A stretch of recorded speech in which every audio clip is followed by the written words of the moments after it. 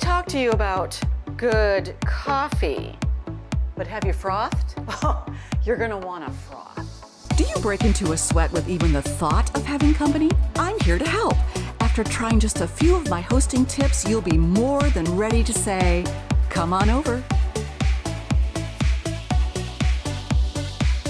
You may or may not know this, but there are several ways to froth. Yes, froth. The most important thing I want to talk to you about first is the coffee. French press is the way to go. Let's pour ourselves a cup right now. The crew and I were just about to have some coffee, and I said, have you ever frothed? And they were like, what? Like, yes. So here we are doing a frothing episode. So we have our coffee in. Very important to have coffee, strong coffee before you froth. The second most important thing is please don't use skim milk. Why? Because it won't froth. You need fat in order for your milk to get a good froth on it. Hey. So if you can use 2% or whole milk, which is just 4%, also good. But if you have half and half or, hold on, heavy cream, you will get the best froth possible. So let's start with the very basic way to froth. Something maybe your grandparents did before they had all the good stuff. You're basically just shaking it up, and you can go as wild and delirious as you want to, but look at that foam.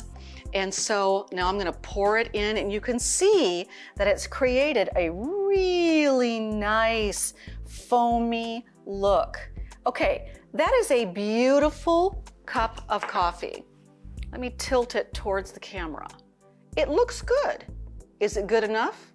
Not for this house. Let's go on to a battery-operated frother. Now this one is a Power Licks. No idea why I have that one other than I thought I might need it. So it has a little start button on here, and this one you just put down in, and you can see down here that it is going to town. It is frothing up a storm.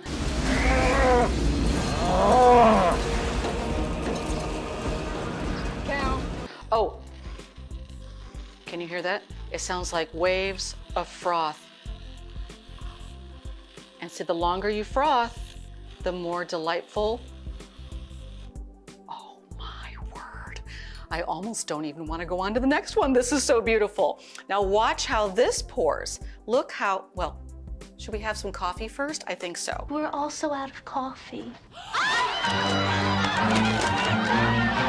Let's put some coffee in before we put the foam in. So here's our next cup of coffee for the crew. And here's our thick, thick, thick foam. Now sometimes when you're at the coffee shop, they will do this. They're trying to settle it down there a little bit.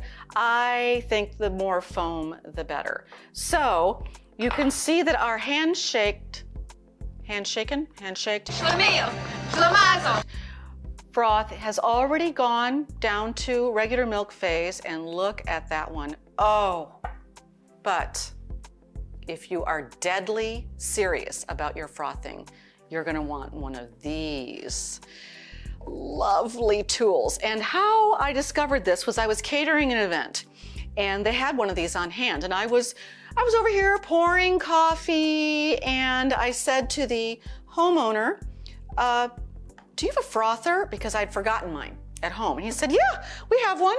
And he brought out this. Now, this is electric, and as you can see on the front here, we have two options. We have a cold option and we have a hot option. I'm gonna go hot option. And so, listen how silent that is. You don't get this. You don't get this sound. No. You also didn't get it spraying all over you, which just happened. You don't have the shaking and getting it all over the counter. It's just quietly and beautifully and significantly frothing for you. It will shut off when it's ready. And basically what's on the inside, I probably should have shown it to you first, is one of these that's inverted. So in the bottom of this, it has this frothing mechanism, and it's also heating it for me so that the cool milk or room temperature milk or whatever temperature the milk was went in, it's heating it for me so it doesn't cool down my coffee. I mean, I just don't know how to top that. Other than I could have heated this milk first in the microwave and then frothed it, would have been fine. And when the little light goes off, I can still feel it vibrating and heating. It will be ready. Oh, there it is. It's blinking. It's telling me that it's about to be done. It's fixing to be done.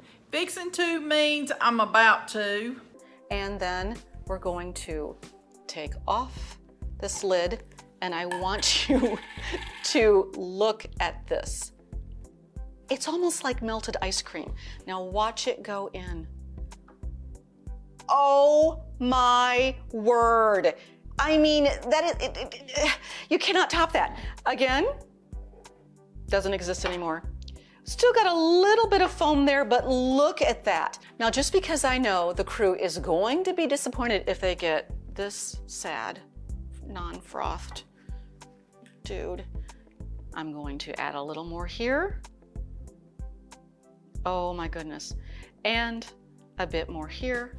I'm just gonna take my little frothing wheel and scrape what I can in there. Let us not waste the froth. And then we shall froth and sip in great delight. Don't you think you might need a frother? The answer is yes. We will link the battery-operated frother and the electric one down below. And if you have a jar, you're on your own. Thanks for watching. I'm such a tease. Battery-operated frother. Let's speak clearly, shall we? Is going to be disappointed if they get... Want to, I can just take my frother and get... Okay, this thing has a death wish. Come on over. Now go make someone feel special today.